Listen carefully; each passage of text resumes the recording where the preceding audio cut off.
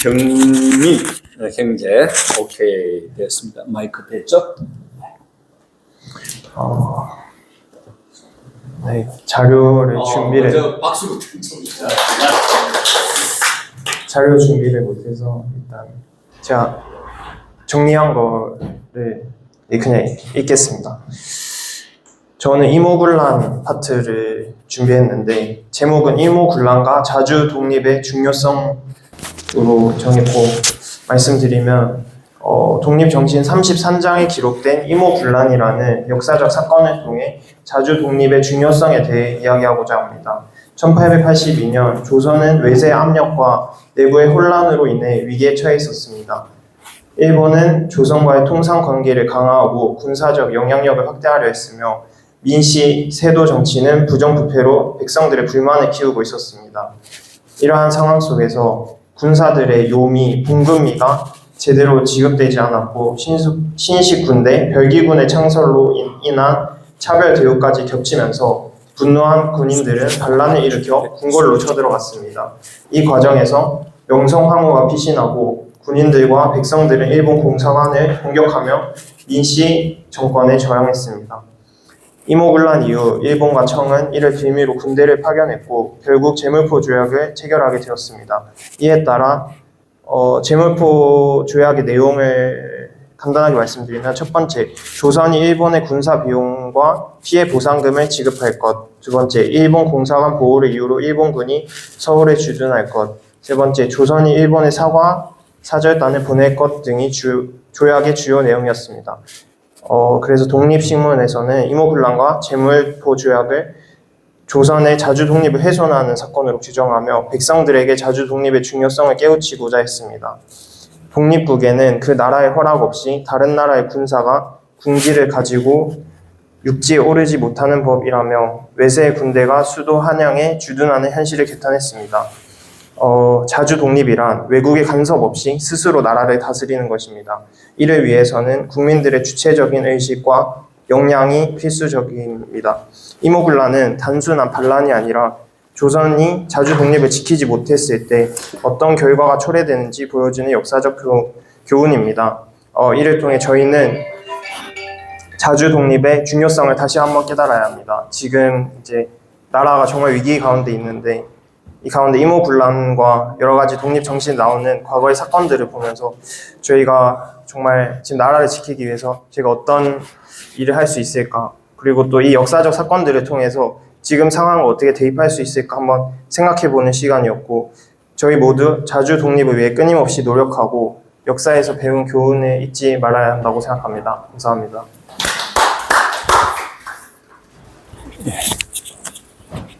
예, 질문 하나 하고 들어가셨습니다. 자, 그러면 이모군란이 별기군과 구식군의 그 다툼이었다, 그죠? 그러면 거기에서 핵심적인 사람이 있어요. 누가 그걸 선동을 했을까요? 그 일본 마이크를 대고 하세요. 자, 마이크를 대고요. 찾아보겠습니다. 찾아봐도 돼요. 네, 알겠습니다.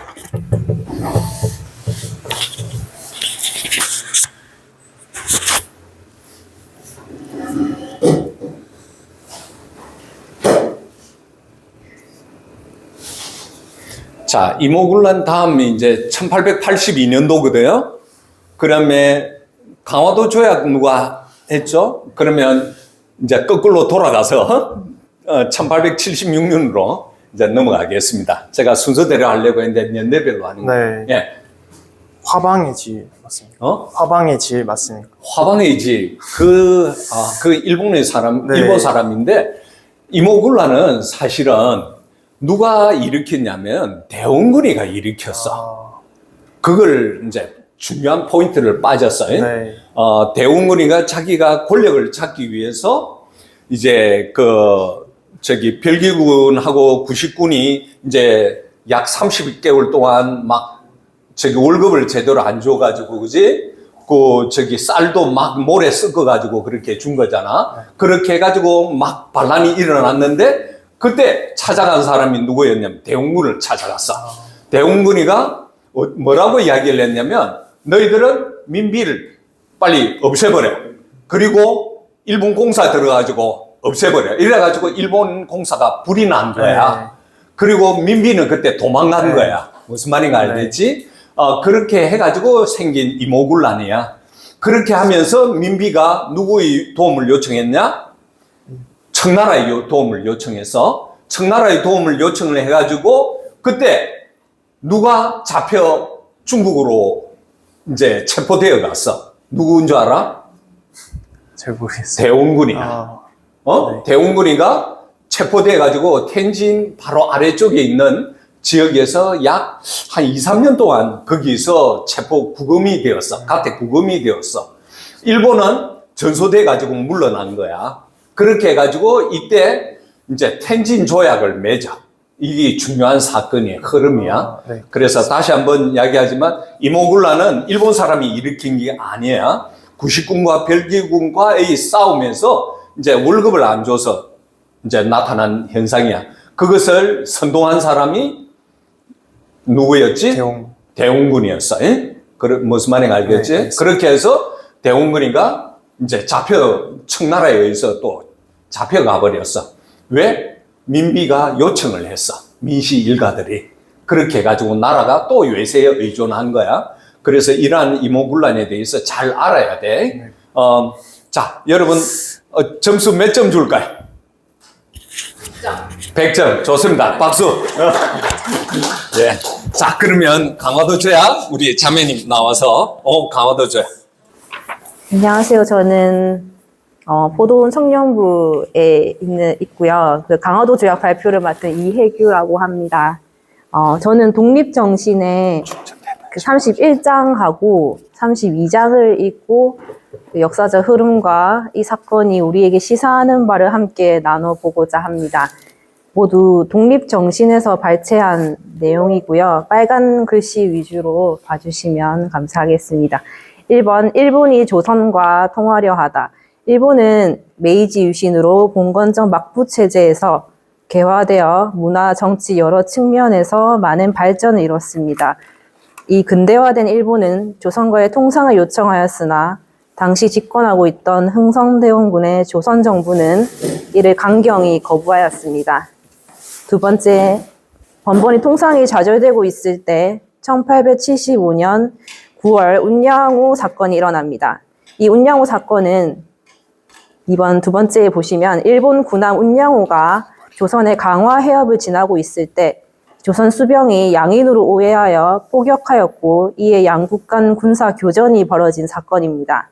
이후에 일본에서는 무력으로 조선을 정벌하자는 정한론이 대두하였고 일본 정부가 이에 반대하자 반정부난이 발생하기도 했습니다. 당시 일본 정부의 입장은 다음과 같았습니다. 세 번째 보시면 한편으로 조선을 호위로 권하여 다행히 들으면 부국강병할 도리로 동심 합력하여 서양의 형세를 막는 것이 참으로 모두에게 완전한 계책이다. 당시 일본 정부는 정한론보다는 수교 통상의 입장이었습니다. 이 운양호 사건 이후에 이 책임과 통상을 논의하기 위해서 이 강화도에서 일본과 조선 대신이 만납니다. 여러 문답 끝에 1876년 2월 7일 강화도 조약이 체결됩니다. 이 강화도 조약은 모두 12개조로 이루어져 있는데 이 가장 중요한 내용은 제1조입니다. 이 1조 내용은 밑에 나와 있는데 일본은 조선을 자주 독립국으로 대우하여 본래부터 자주하던 일본 국가 평등함을 인정한다고 하고 이때가 곧 조선이 독립 권리를 실제로 회복한 최초의 일이다 라고 해서 이 강화도 조약은 조선 최초의 근대적 조약이자 독립된 자주 권리를 최초로 공표한 사건입니다. 그런 의의를 가지고 있습니다. 그렇다면 이 강화도 조약이 체결되고 있을 때 조선 백성 사항을 보자면 두 번째 장에 첫 번째, 어찌하여 통상이 되었으며 우리나라의 권리에 무슨 관계가 있는지 지금까지도 말하는 자도 적으니 국권이 어찌 경고하기 바라겠는가. 백성의 독립 권리에 대해서 무지몽매했으며 두 번째, 대조선 독립국이라고 세상에 드러나게 반포하지 못하고 천국을 두려워하고 조선을 천국의 속국으로 인지하고 있었습니다. 이 무지몽매하고 이 독립 권리를 경시했던 조선 백성은 결국 타국에 의해 최초로 독립국이라 표방됩니다. 이 강화도 조약은 일본 제국주의의 조선 침략의 신호탄이며 해안 측량권, 지혜법권 등 불평등한 조약이며 조선 멸망사의 시초라고 평가되기도 합니다. 그렇지만 여기서 우리가 생각해 볼 점은 조선 백성이 깨어 있어 세계 정세를 읽고 자의적으로 독립했더라면 이후 역사는 달라졌을 거라고 생각됩니다. 현재도 역사는 흐르고 있고 우리는 우리 선조와 달리 우리의 자유, 독립의 중요성을 알고 지켜서 이 몽매하고 편향된 언론에 속는 사람들을 깨워 이 독립된 자유민주주의 대한민국을 온전히 수호하여 다음 세대에게 물려줘야 한다고 생각합니다.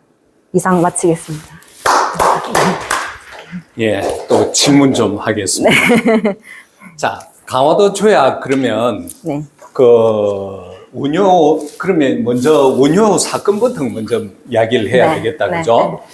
이것이 우리가 알고 있는 거는 일본이 들어와 가지고 막 조선을 침략하기 위해서 이렇게 만드는 불평등 조약이다. 요것밖에 몰라. 네. 그런데 이승만 대통령의 그 저서를 쭉 보면 네. 그 발달 경로가 있잖아, 그지? 네. 그것이 어떻게 시작되었는지 아세요?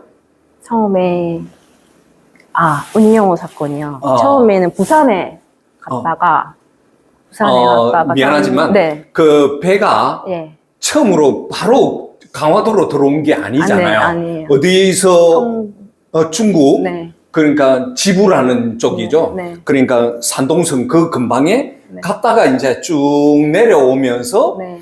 강화도에 뭐 하러 갔죠? 물을 급수하러. 물을 급수하러 갔죠, 네. 그죠? 그렇게 해가지고 급수했는데 어떤 사건이 발생한 겁니까? 양인으로 오해를 해서 법국이나 미군으로 오해를 해서 우리가 이제 포격을 먼저 했고 그렇죠. 그다음에 일본군이 그에 대응을 해서 교전을 일어났고 예. 한 3일간 지속되다가 예.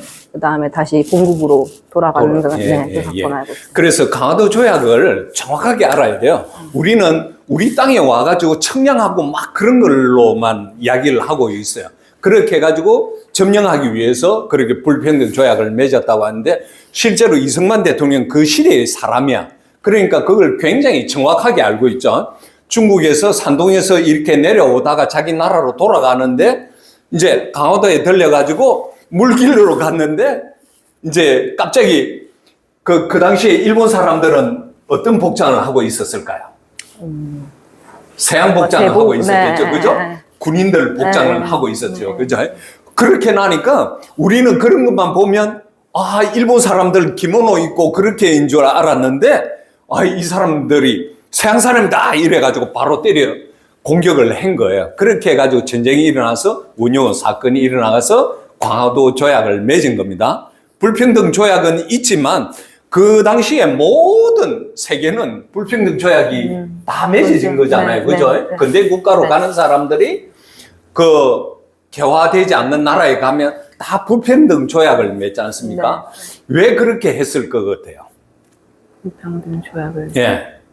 왜 했을까? 이승만 대통령이 나중에 글에서 계속 나오는 문장이 있거든. 왜 그러냐면 그 사람들은 자기들은 문명적으로 깨어 있는데 그 깨어 있지 않는 나라의 사람들에 의해서 자기들이 법률적으로 다스림 받을 수가 없다는 거죠. 무조건 때리고 죽이고 이렇게만 하기 때문에 그런 경위에 대해서 따지지 않기 때문에 그렇다는 거예요. 그래서 할 수 없이 불평등 조약을 맺는 거예요. 일본도 영국하고 처음에는 불평등 조약을 맺었습니다. 그런데 나중에 러일 전쟁이 일어나기 전에 1902년도에 평등 조약을 한 번 더 맺게 됩니다. 그래서 그런 부분들에 대해서 우리가 불평등 조약 그때는 시대 상황이었지 계속해서 우리가 잘못된 역사관을 심어주기 위해서 불평등 조약 우리나라를 침범하기 위해서 다 그런 개념은 이제 떨추었으면 좋겠다는 겁니다. 그렇죠? 네. 그러면 선생님 이제 뭐 시사하는 바를 이야기했는데요. 네. 제가 질문하는 가운데에서 그러면 혹시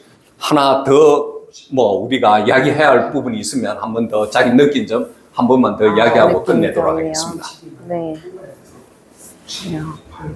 우리 국민이, 백성이 이때는 조선 백성의 상황을 보면 참 이 독립, 자주, 이 권리에 대해 아주 무지몽매했고, 그래서 타국에 의해서 이 표방이 되었는데, 지금 우리 시점에도 우리는 자유와 그 독립의 권리를 알고 있고, 그거를 지켜나가야 되고, 또 모르는 사람을 깨워야 되고, 이거는 참 잘 지켜나가야겠다는 생각이 듭니다. 예. 네. 감사합니다. 감사합니다. 제가 너무 끼어들어서 죄송합니다. 네. 마이크 제가 살짝 뺄게요. 예, 갑신정변 하게 된 성윤입니다. 어우, 박수. 저희 갑신정변이 이제 미국이랑 통상한 게 처음이거든요. 이게 1984년에 조미수호 통상조약을 맺었어요. 이게 어허. 슈펠트 제독이 이제 들어오고 맺고 이제 이 보면은 최초의 공사관이거든요. 그리고 요거는 이제 조미수호 통상조약 맺을 때 장면이고요.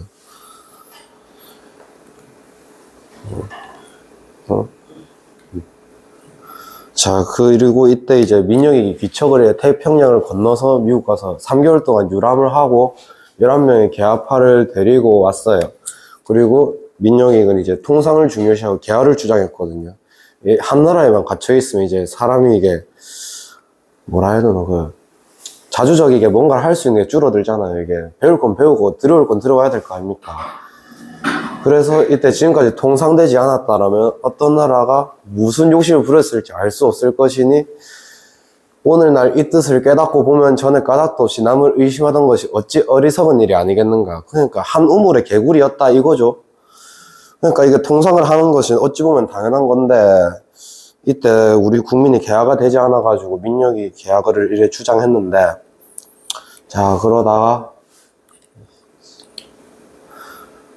자 이제 진행 사항도를 보면은 이제 추종하는 세력에 이끌리고 계하주의를 버리고 수구를 주장하였어요. 근데 막으려면서 계하를 할 수 없게 되었고, 근데 또 이제 나라가 이제 보면은 내가 구성하고 김옥균 나오고 이제 고종 어디서 뭐였지? 자 아무튼 이래 되고요. 근데 이게 다 평정이 된 후에 저희가 왜 일본에게 배상금을 물어줘야 됩니까 이게. 근데 또 사가서 다시 화친을 맺었는데 이게 갑신년의 난리다. 우리가 말하는 바는 아니 우리가 딱히 한 게 없는데 그 와중에서 이제 남에게 빌붙는 거를 자 이때부터 이제 저희가 살짝 이게 되기 시작했는데 이게 자주 독립을 하지 못한 거예요. 이때부터 청에서 3,000명의 군사를 보내왔다. 이거는 지난주에 했죠 저희가.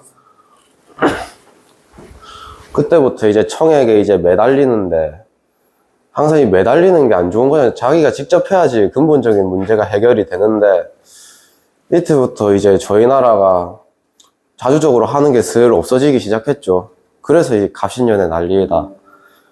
그래서 이제 결론을 말하자면 자 이는 다 이때부터 시작된 거다. 이제 270페이지를 보면은 자 이게 결론이죠. 청나라가 아니었으면 큰일을 당했을 줄로 아는데 저희가 바보도 아니고 뭔가는 했겠죠. 지렁이도 밟으면 꿈틀거리는데 저희가 못했을 리가 없습니다. 저희가 어떤 민족입니까? 대한민국 아닙니까?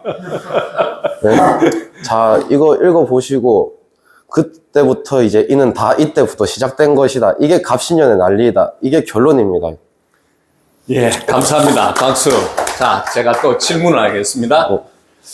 자, 아까 사진이 나와 있었는데, 그 미시 네. 조카이죠? 네. 이름이 뭐였죠? 누구 조카요? 민비 조카. 누구 조카? 민혁이? 민영이죠. 네, 민혁이. 민영이입니다. 대한민국 최초로 세계 일주를 돈 사람이 누군지 아세요? 민혁이. 민영이에요. 민영이. 이 사람이에요. 이 사람 때문에 갑신정변이 일어났죠. 네. 자, 앞서 이야기한 것처럼 1882년도 조미수호 통상조약이 맺어졌습니다. 그렇게 해가지고 미국에서 돈을 다 대가지고 어떻게 해요? 유학을 가요. 네, 이렇게 태평양을 건너가지고 가게 되는 거예요. 그렇게 해가지고 돌아오자마자 자기가 세상을 이렇게 개화시켜야 된다고 이렇게 막 이야기했는데 갑자기 마음을 딱 터닝해가지고 이 나라를 다시 수구로 만들어버린 거야. 그래서 갑신정변 날짜가 언제인 줄 알았어요? 1884년도 매월 며칠이에요? 며칠이 모르겠습니다. 12월 4일일 거예요. 예? 12월 4일 갑신정변은 어떻게 시작이 되었어요? 그 외쪽에서 쳐들어왔어요. 어? 그 일본에서 이제 그러니까. 시해하고 그 계속해서 일본 우리 역사를 잘못 아니까 자꾸 일본의 콤플렉스에 빠져 있어. 일본이 아니에요. 개화를 하려고 이해를 세계에 한 바퀴 돌고 왔는데 이해가 다시 수구를 해. 청나라를 의존해. 그래서 같이 갔던 홍영이가 있어. 홍영이가 어떤 친구냐? 이해가 이제 우정국을 이제 만들게 돼요. 우정국이 뭔지 아세요? 우체국이에요. 예? 대한민국 최초의 우체국이 1884년 12월 4일 날 이제 우정국 낙성식을 하면서 외국인 외교관들을 모아가지고 우리 대신들 모아가지고 축하 파티를 하고 있었어요. 축하 파티를 하는데 그때 김옥균, 그 다음에 박영효, 서재필, 그 다음에 홍영희 이런 사람들이 청나라를 의존하는 이 수구 세력들을 다 죽여버리자 이런 거예요. 그때 민영이가 참석을 했어. 네. 그렇게 해가지고 어떻게 갑신정변을 도모했는 줄 알아요? 그 옆방에 불을 지른 거야. 불을 지르니까 어때요? 그 파티하러 온 사람들이 다 우왕좌왕하고 막 나왔을 때 민영이가 뛰쳐나왔어. 그걸 본 개화파 사람들 중에 한 무리가 민영이를 향해서 칼을 치고 몽둥이를 치고 이렇게 해가지고 완전히 뻗어버린 거예요. 혼수 상태가 된 거예요. 그렇게 해가지고 멜란도르프라는 독일 사람이 등을 업고 자기 집에 내려놓고 알렌 선교사님을 불러요. 알렌 선교사님은 한국에 온 지 4개월밖에 안 됐어요. 그렇게 해가지고 민영이를 치료해줘요. 네. 치료해줘가지고 3개월 만에 살아나요. 그러니까 민영이가 알렌한테 뭐라고 하느냐. 알렌 그때 25, 6밖에 안 됐거든. 형님 하면서 돈 10만 환을 주는 거예요. 그리고 고종은 너 뭘 원하니? 이러니까 우리는 병원을 열었으면 좋겠습니다 라고 하는 거야. 그렇게 해가지고 대한민국의 최초로 의료 선교가 시작이 되는 거예요. 그것이 1885년 부활절이에요. 이 갑신정변의 역사가 우리 대한민국의 선교의 역사와 굉장히 밀접한 거예요. 무슨 말인가 이제 아시겠어요? 공부 그래도 대충 했으니까 네. 이제 연결시켜 주는 겁니다. 질문은 하지 않겠습니다. 아시겠죠? 네. 그래서 우리 형제는 1882년 조미수호 통상조약을 이야기했고 2년 후에 갑신정변을 이야기를 한 겁니다. 갑신정변이 결국 알렌 선교사님이 이 민영이를 치료해 줌으로 해서 고종을 통해서 너희들은 뭘 원하냐? 병원 짓는 걸 원한다. 그렇게 해가지고 1885년에 일본에서 대기했던 많은 선교사님들이 여러분들 어떤 선교사님인 줄 아세요? 혹시 들어보셨는데 막 깬도로 한번 맞춰보세요. 부활절에 누가 들어왔는지. 언더우드 들어봤어요? 아펜젤러 들어봤어요? 스크랜턴 들어봤어요? 그런 선교사님들이 막 들어온 거예요. 아시겠죠? 오케이. 박수. 성균 형제. 자, 줘요. 네, 저는 청년 허혜연이라고 합니다. 먼저 제가 조사한 게 맞는지는 잘 모르겠지만 한번 말씀드리면 저는 청일 전쟁, 갑오 전쟁 1894년에 대해서 알아봤는데요.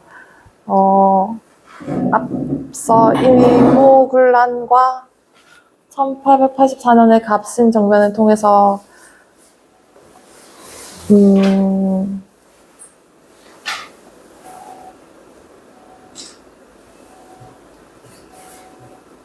약 10년 정도 청나라가 크게 힘을 떨치고 있던 상황에서 네, 제가 필기한 것도 있고 따로 이렇게 한 텍스트로 한 게 있다 보니까 조금 산만한 경우가 있는데 제가 말씀드리면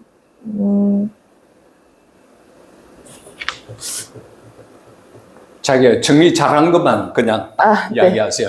네. 시간 5분 내로 끝내도록 5분. 하겠습니다. 네, 알겠습니다. 그러면 저는 동학란이랑 동학란이 동학농민운동이라고 하더라고요. 그래서 청해전쟁이랑 동학농민운동이라고 하면 안 되고요. 동학란이라고 해야 됩니다. 정확한 용어예요. 앞으로는 동학란이라고 해야 됩니다. 네, 네. 그래서 이걸 어떻게 조선에 대한 영향력은 1882년에 이모군란과 1884년에 갑신정변을 통해 청해전쟁을 전후로 일본에서는 본격적으로 민족주의가 힘을 얻어 군국주의, 제국주의적 여론이 확산되었다고 하는데 결과가 청국은 이 전쟁 결과 조선에 대한 전통적인 종주권을 상실한 데다 열강의 격렬한 제국주의적 분할 경쟁의 대상국으로 전략, 대내외적으로 왕조의 붕괴를 재촉하는 위기를 맞게 되었다고 하는데요. 네, 어디까지 했지? 이 전쟁의 빌미를 제공하고 전쟁 중 일본의 보호국화 기도에 휘말린 조선 왕조는 가보경장이라는 공전의 제도 개혁을 겪음으로써 전통적인 지배 체계가 악화되었다고 합니다. 반일 민중의 타격이 컸고 임진왜란 이후에 최대의 순환을 당하였다고 합니다. 그래서 동학라는 배경은 19세기 말 조선은 외세의 압박과 내부의 부패, 사회적 불평등으로 어려움을 겪고 있었다고 합니다. 농민들은 세금 부담과 지주들의 착취에 시달리며 불만이 쌓였다고 합니다. 주요 사건은 농민들은 동학농민군을 조직하고 전주성을 점령하는 등 적극적인 저항을 벌였다고 합니다. 이 과정에서 정부군과의 충돌이 발생하였고 일본군이 개입하게 되었다고 합니다. 결과 제가 배경을 말씀을 못 드렸는데 19세기 말이고 조선은 외세의 압박과 내부의 부패, 사회적 불평등으로 어려움을 겪었다고 합니다. 지금에 살고 있다는 것에 감사하게 되었다고 생각합니다.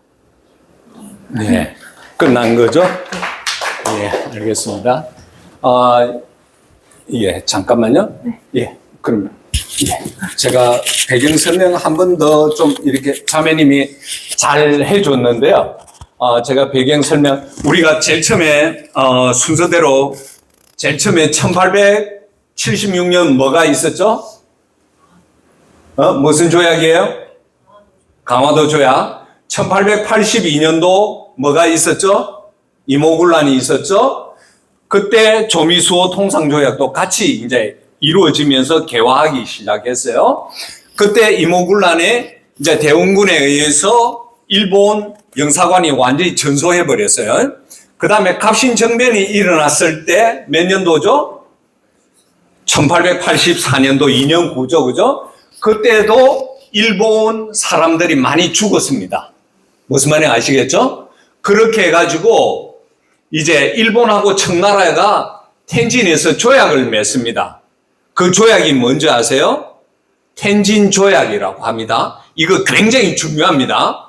그래야 이 청일 전쟁을 이해할 수가 있게 되는 거예요. 그러면 텐진 조약이 어떤 조약이냐면, 자, 조선에서 청나라 너희들도 물러나고 우리도 물러날 것이다.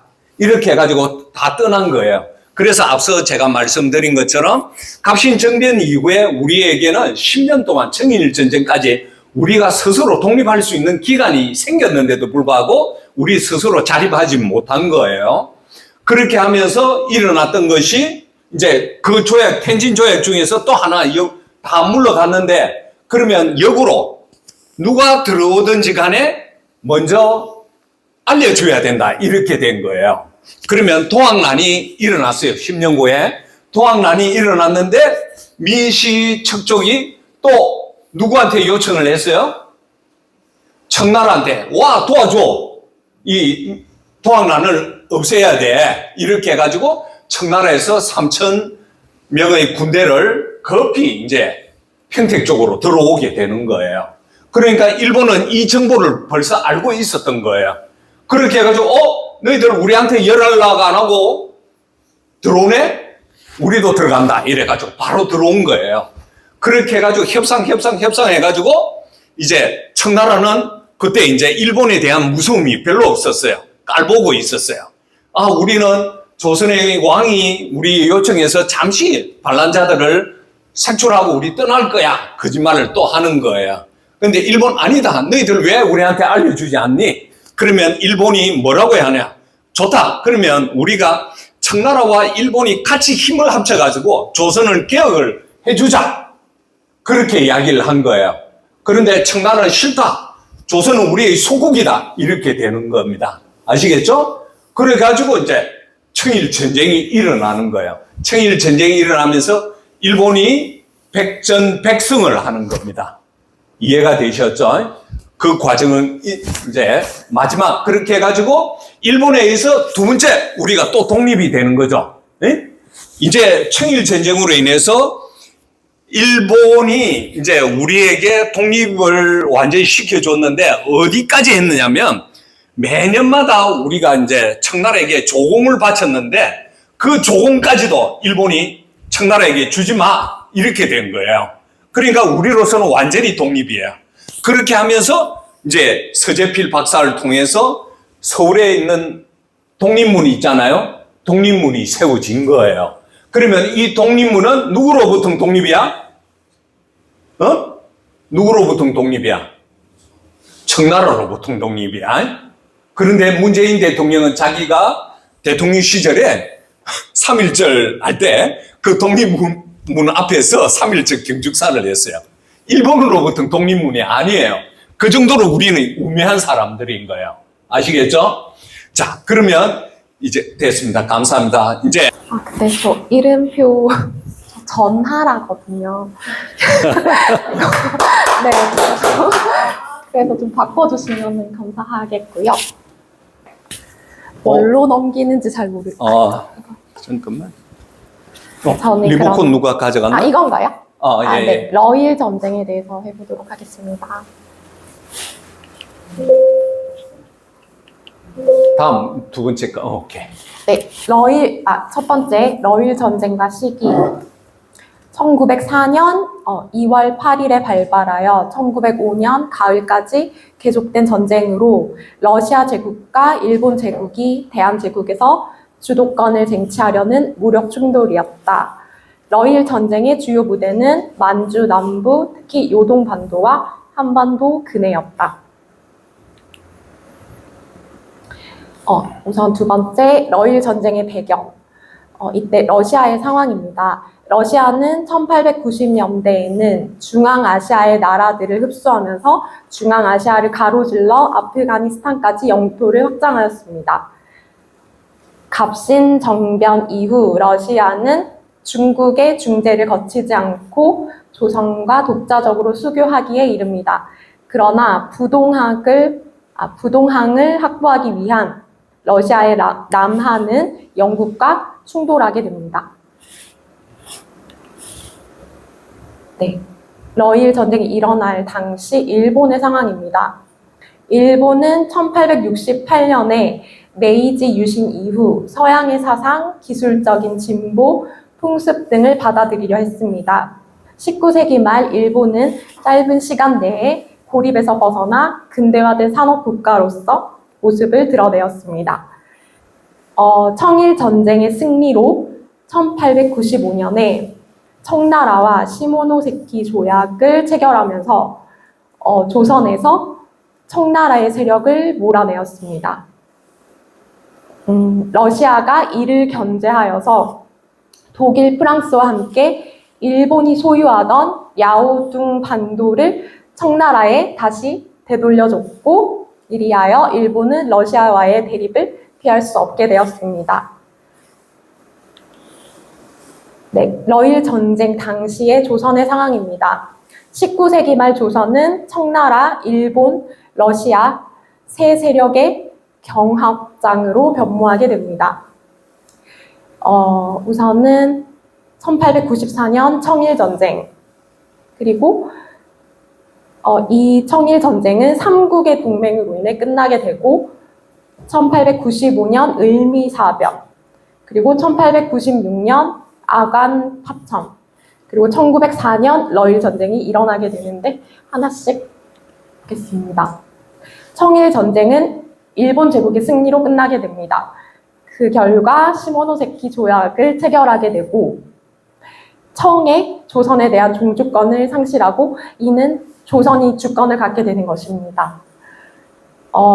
랴오등 반도를 일본이 할양받으려고 하였으나 삼국의 간섭으로 일본의 영유권은 포기하게 됩니다. 을미사변. 청일전쟁 이후, 일본은 청일전쟁에서 승리한 이후 조선의 지배를 강화하고 경제적 이익을 독점하려 하였습니다. 명성황후는 러시아에 접근하여 일본 세력을 축출함으로써 일본의 침략을 저지하고자 했습니다. 이에 앙심을 품은 일본 정부는 일본 공사 미우라 고로를 사주하여서 명성황후를 암살하라는 명령을 하였습니다. 그 이후 명성황후의 시해에 성공하게 되고 이 사건 이후 일본에 대한 조선인의 반감이 커지게 됩니다. 그 다음 아관 파천.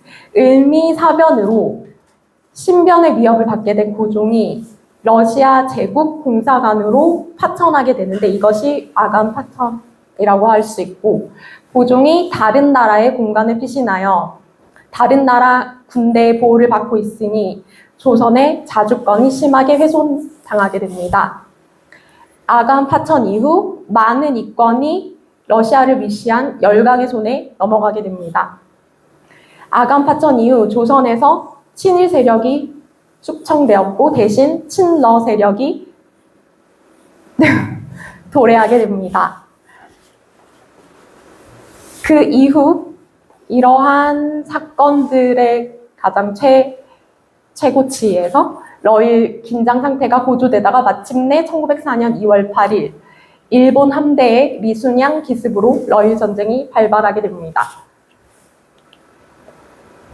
러일 전쟁의 결과, 일본 제국은 대한제국과 국경을 접한 청나라와 러시아 제국 세력과 전쟁을 벌여 잇따라 승리함으로써 조선에 대한 지배권을 확보하게 됩니다. 대한제국은 국력의 부재로 자신의 의지와 상관없이 열강들에 의해 운명이 결정되었고 그해 11월 외교권을 박탈당하고 국가의 운명을 다른 나라의 손에 넘겨주게 됩니다. 러일 전쟁을 통한 깨달음, 독립정신 48장에 있는 내용입니다. 이 세 나라한테서 당한 해를 보면 우리가 청에 들여와서 구원을 얻으려고 하던 중에 생긴 것임을 충분히 깨달을 수 있을 것이다. 이것을 깨닫는다면 이후에 또 남에게 의지하려 하다가는 그것이 장차 또 어떤 위험을 초래하게 될지 충분히 깨달아야 할 것이다. 독립정신 49장. 따라서 지금 우리가 걱정해야 할 것은 정부의 문명한 대신이 없다는 것에 있지 않고 다만 나라의 뿌리가 될 만한 백성이 없다는 데 있다. 그러므로 우리는 어서 마음을 밝게 해서 문명한 사람이 되고 충성심과 애국심을 배양하여 독립의 기초가 되기를 힘써야 한다. 이렇게 해서 이거를 마지막으로 실어봤습니다. 감사합니다. 자, 발표를 잘 하셨는데요. 네. 질문하겠습니다. 자, 청일 전쟁 후에 우리에게 10년간의 기회가 있었다고 했잖아요. 그런데 러일 전쟁 일어나기 전까지 그 과정들을 보면 지금 몇 가지를 이야기했습니다. 네네. 그 과정이 뭐가 있었죠? 그 과정이 네, 러시아를 의존하는 네. 그 과정이 어떤 과정이 있었어요? 그 을미사변, 오케이. 아관 파천 오케이. 네, 이런 사건들. 예. 네. 지난번에 제가 말씀드린 것처럼 일본이 청일 전쟁할 때 청나라와 싸울 때 동시에 우리나라에는 근대 국가가 되기 위해서 개혁을 동시에 하고 있었던 겁니다. 무슨 말인지 아시겠죠? 그러면 삼국 동맹은 이게 누구와 누구의 싸움이죠? 일본과 이렇게 독일, 프랑스, 러시아가 삼국 동맹해가지고 일본을 저지하는 겁니다. 그렇게 해가지고 청나라에서 이제 조약을 맺어가지고 환량을 받았던, 뺏었다기보다 환량을 받았던 그 랴오동 만주 지역을 이제 다시 되돌려 주게 돼요. 그러면서 을미사변이 일어난 거는 앞서 말한 것처럼 이제 청나라가 이제 무용지물이 되니까 러시아에 의존하게 되고요. 또 개혁의 속도가 줄어드니까 미우라 고로를 통해서 이제 민비를 시해하게 되죠. 민비를 시해하고 난 뒤에 이제 1년도 채 안 돼서 몇 년이죠? 예. 1896년 2월 달에 아관 파천을 하니까 거의 한 5, 6개월 만에 이제 고종이 러시아 공사에 들어갑니다. 망명을 하게 되는 거죠. 망명을 하니까 우리의 모든 권한들을 러시아한테 다 환영을 해줘요. 그 중에 하나가 용암포가 있어요. 압록강 용암포 항구를 러시아한테 내어줘요. 그러면 일본은 어때요? 조선이 완충 지역인데 러시아가 만주도 다 잡아먹고 그 다음에 조선도까지도 내려왔다. 그러니까 일본으로서는 굉장히 이제 신기가 불편한 거예요. 조선을 러시아가 다 잡아먹으면 우리나라가 위험해진다. 그렇게 해가지고 용암포 사건 때문에 또 이제 마지막으로 러일 전쟁이 일어나게 되는 발달 과정입니다. 이거는 누가 다 제공을 했죠? 결국 고종이 다 제공을 한 겁니다. 그렇게 해가지고 러일 전쟁이 일어나게 된 겁니다. 자, 우리나라에서 큰 전쟁이 3번, 근데 120년 동안 3번 일어났다. 첫 번째 무슨 전쟁? 첫 번째 무슨 전쟁? 러일 전쟁. 또 두 번째 무슨 전쟁? 6.25. 6.25. 또 세 번째 전쟁? 잘 모르겠어요. 청일 전쟁. 네. 청일 전쟁이에요. 다 이거는 우리 국민들이 잘못해가지고 일어난 세계전이에요. 무슨 말인지 알겠죠? 우리가 잘못해서 청일 전쟁이 일어났죠? 우리가 잘못해서 뭐가 일어났죠? 러일 전쟁이 일어났어요. 세 번째, 우리가 잘못해서 김일성이가 잘못해가지고 러시아, 중국을 데려와가지고 남침을 하면서 6.25 전쟁이 일어난 겁니다. 자, 그러면 이런 상황에서 지금 대한민국이 또 한 번의 큰 전쟁을 지금 치르고 있는 겁니다. 아시겠죠? 그러면 이번에는 우리가 져야 돼요? 이겨야 돼요? 반드시 이겨야 돼요. 아시겠죠? 우리가 이러한 역사 교훈을 통해서 2025년도 이 전쟁은 우리가 반드시 이기고 윤석열 대통령이 올라와서 이 나라를 다시 바로 세우는 그런 자유민주주의 국가가 되어야 돼요. 우리가 이 역사를 통해서 엄청나게 많이 배웠습니다. 여러분들 공부한 거 칭찬은 해주겠는데 아주 지금 잘 모르는 것 같아요. 무슨 말인지 아시겠죠? 그래서 여러분들이 계속해서 이제 숙제 좀 내줄 겁니다. 숙제라도 내주니까 자기가 맡은 부분에 대해서는 어려운 부분이 지금 좀 알겠죠? 예, 그렇게 하겠습니다. 한 3분 쉬고요. 오늘 메인 강사인 우리 공목사님 강의 들어가도록 하겠습니다.